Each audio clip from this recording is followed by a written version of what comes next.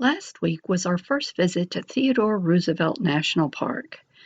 This week, you'll see some of the sights we saw on our other visits to the park, and then near the end, a few pictures of the boyhood home of Lawrence Welk, which we visited after leaving our campground in Dickinson, North Dakota. Theodore Roosevelt was a U.S. Civil Service Commissioner before he was president. Mr. Roosevelt came to the North Dakota Badlands in September 1883 to hunt buffalo. By the end of his 15-day hunting trip, he had entered the cattle business by purchasing the Chimney Butte Ranch, also known as the Maltese Cross Ranch. Ranches were commonly known by their brand, and the Chimney Butte used an 8-point Maltese cross. What became known as the Maltese Cross Cabin was only a temporary home for Roosevelt as he still lived in New York. A Maltese cross can be seen carved into one of the corners of the cabin. In 1884, he was at work in the New York State Legislature and was summoned home by a telegram from his family. He returned home to find his mother and his wife had both died the same day, just hours apart on February 14, 1884. His mother had succumbed to typhoid fever, and his wife, Alice Lee, died of a severe kidney ailment only 2 days after giving birth to their daughter, which they had named Alice.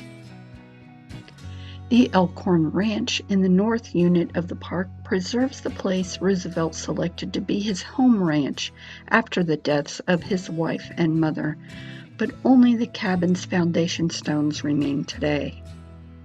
Dakota became a place where Roosevelt could heal and move forward with his life. He returned to Dakota in 1884 to establish the ranch he named Elkhorn. In 1885, he moved back to New York.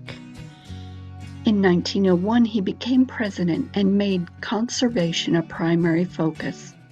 Under his presidency, nearly 230 million acres were protected in the form of national forests, parks, monuments, and reserves. This conservation legacy established a precedent for the 1900s and beyond.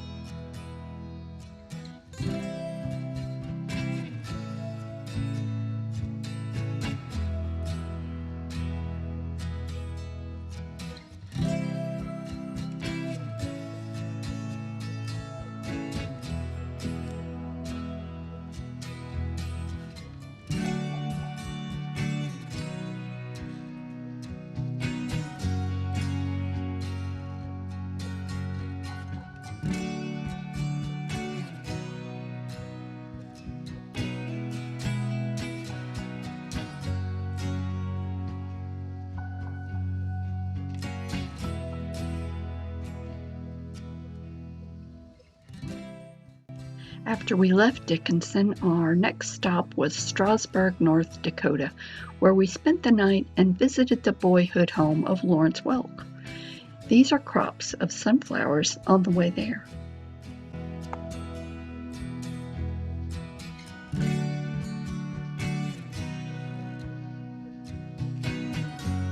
Lawrence Welk was an American musician who played the accordion.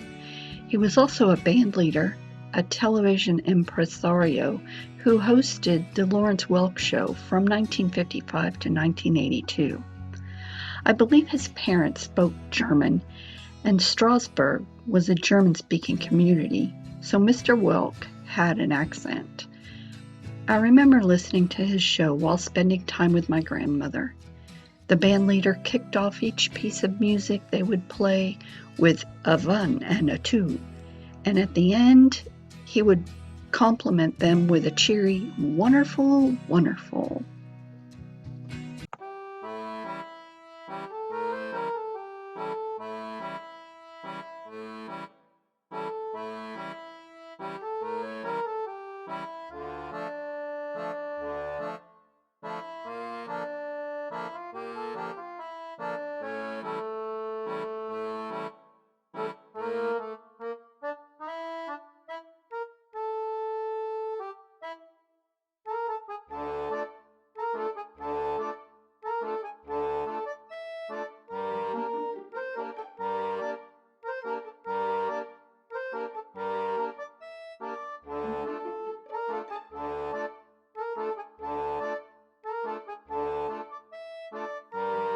These pictures are of a Catholic church in town.